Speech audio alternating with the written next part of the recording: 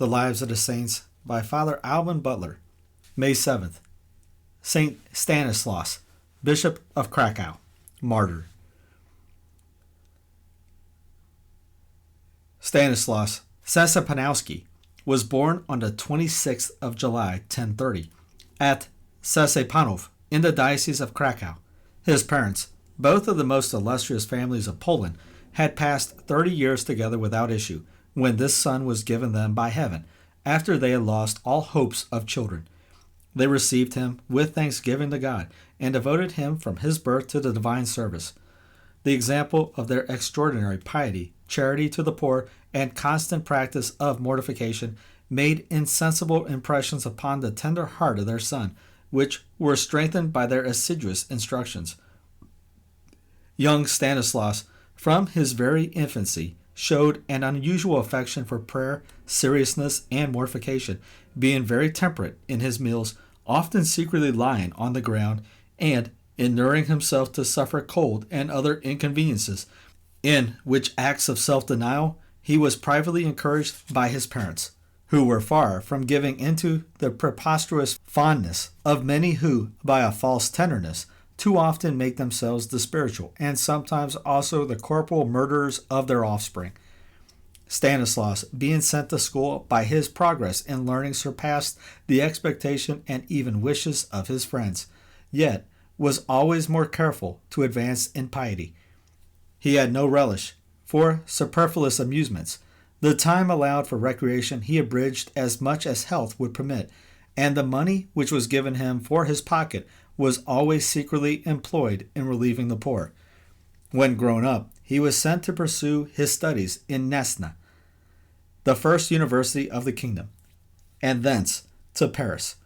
His mildness, modesty, simplicity, and candor, joined with his capacity for learning, gained him everywhere as many friends and admirers as he had masters and acquaintance. After 7 years spent in the schools of canon law and divinity at Paris, refusing out of humility the degree of doctor which was offered him, he returned home, and upon the demise of his parents, disposed of his plentiful fortune in favor of the poor. He received the holy order of priesthood from the hands of Rupert Zula, Bishop of Krakow, and was by him made canon of his cathedral, and soon after his preacher and vicar general. His assiduous sermons, animated by the Spirit of God, with which he was replenished and supported by the example and sanctity of his life, produced a wonderful reformation of manners, and inspired many, with a contempt of the world, to follow Christ. Both clergy and laity had recourse to his advice in all spiritual concerns from every part of the kingdom, and his diocesan, desirous of having him for his successor, made an offer to resign to him his bishopric, but the saint's opposition proved a bar not to be moved. However, upon the death of Lambert, he found himself unable to withstand the united votes of the king, clergy, and people, seconded by the express order they had obtained from Pope Alexander II for complying with their choice. Wherefore, not to resist the voice and will of heaven, he obeyed and was consecrated bishop in 1072. This see, which had been formerly metropolitical, had at that time lost its archiepiscopal prerogative. Stanislaus, seeing himself vested with the character of a successor of the apostles, studied to be such in his spirit and manners. His house was always crowded with poor, and he kept a list of all the widows and distressed persons. He was indefatigable in his functions, especially preaching, and scarce knew how to set bounds to his mortification and the exercises of prayer. He visited his whole diocese every year, and no irregularity, whether in clergy or laity, could pass unobserved by him. Boleslaus II was then King of Poland. This prince sullied the glory of his victories, having had great success against the Russians by his unbridled lust and debaucheries, and by horrid acts of tyranny and injustice, which procured him the surname of the Cruel. Though married, he was not ashamed to offer violence to several ladies of quality, and from private crimes broke at last into the most public and brutish extravagances. Those who approached him durst not make him proper remonstrances, such was the dread of his fury. Stanislaus, however, boldly laid before him, in private, the scandal and enormity of his conduct. The king endeavored at first to extenuate his guilt, and when pressed closer by the saint, made some show of repentance. But whatever impression his remonstrances might make upon his mind, it soon wore off, and the king fell into his usual disorders, and began to express his aversion against the good bishop, and to complain of his boldness. Neither were flatterers wanting to inflame his resentment. The prince carried off and kept by violence a very beautiful woman, wife of Mieczyslas, a gentleman in the Palatinate of Sarad, and had by her several children. The bishop of Nessa, and others of the episcopal order that had free access to the king's person, were hereupon solicited by the nobility to carry their complaints to the king, and lay before him the enormity of his crime. But the fear of offending their sovereign stopped their mouths, and this their silence was construed by the people in no other light than that of a mercenary connivance. Stanislaus was the only person that had the courage requisite to discharge this duty.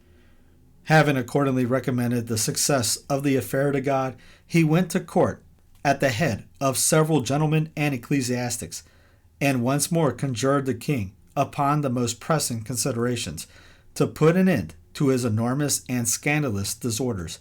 He concluded his remonstrance with telling him that if he persisted in his crimes, he ran the risk of being cut off from the communion of the faithful by the sentence of excommunication. This threw the king into a violent rage, who, regarding the saint's charitable expostulation as an insult not to be borne, gave a free loose to his passion and vowed revenge. He had first recourse to calumnies, the saint having purchased some years before an estate of one Peter, a gentleman of Piotrewin, who was since dead, and settled it upon his church.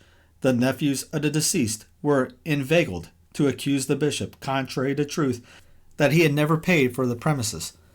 The cause was pleaded before the king, and the witnesses of the payment durst not appear, having been privately intimidated by the king's agents.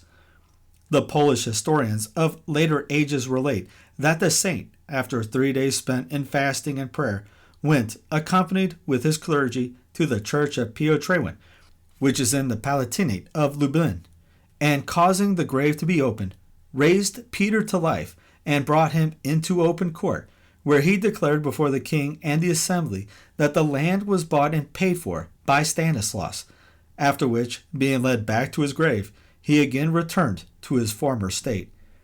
After this trial, the king seemed reconciled with the saint, but the succeeding acts of cruelty which he exercised upon his subjects, to whom he became a more inhumane tyrant than he had been even to his conquered enemies at Kracow in Russia, stirred up again the zeal of the holy pastor, and when he could not be admitted into the king's presence, he zealously applied himself to fastings, tears, and prayers for his conversion. Seeing no remedy applied to the evils he deplored, he made the king a third visit, and endeavored to open his eyes. But the prince, like a mad and desperate patient, who looked upon the physician that comes to cure him as his greatest enemy, threatened the saint with instant death if he continued to disturb him. Stanislaus still thought it his duty not to abandon his trust, and left nothing untried to compass his charitable ends, but finding all measures ineffectual, he, after a fourth visit, excommunicated him.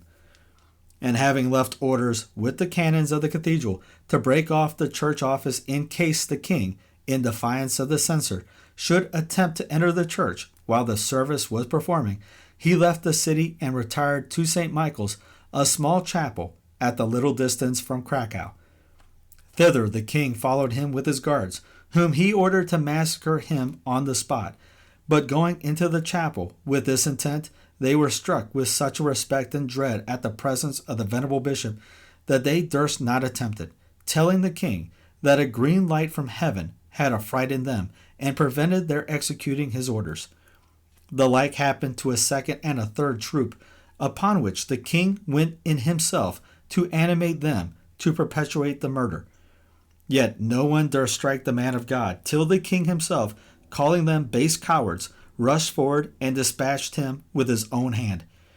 Then his lifeguards fell on and cut the martyr's body into pieces, which they scattered about the fields to be devoured by beasts and birds of prey. But eagles are said to have defended them, till the canons of his cathedral, 3 days after, gathered them together and privately buried them before the door of the chapel in which he was martyred.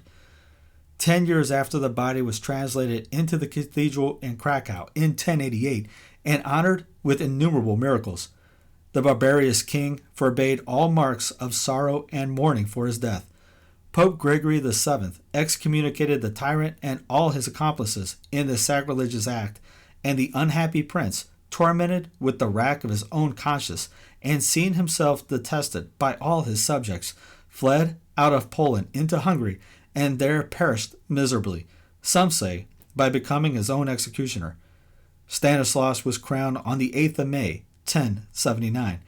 He was solemnly canonized by Innocent IV in 1253. Many, like this unhappy prince, employ the first part of their lives to render the other miserable. Those who in their youth imbibe the maxims of the world and regulate their minds and conduct by them, plunge themselves into an abyss of the most fatal errors and dreadful miseries. By indulging pride, self-love, and spiritual sloth, they suffer their passions soon to grow rebellious, and when they become enslaved to them, fall into a strange and spiritual blindness as to be no longer governed by the light of reason or faith. How carefully are we bound to guard our heart even in our tender youth, that it may be a constant source of innocence and happiness. Who will discover to us all the illusions of our passions, all the snares they lay for us? We must watch these domestic enemies and observe all their motions. In all our undertakings, we must narrowly examine our own hearts and ask them if some passion does not secretly steal into our souls and seek some by interest in what we do. We must particularly suspect whatever seems to lean towards our darling or ruling passions. These especially deceive us under 1,000 disguises. Those which we mistrust most put on the appearance of those against which we are less upon our guard. It is by this watchfulness to discover and curb their first irregular motions, by habitual self-denial and assiduous prayer, that we shall purify and cultivate our hearts, and keep our enemies under due restraint, which is the victory of virtue.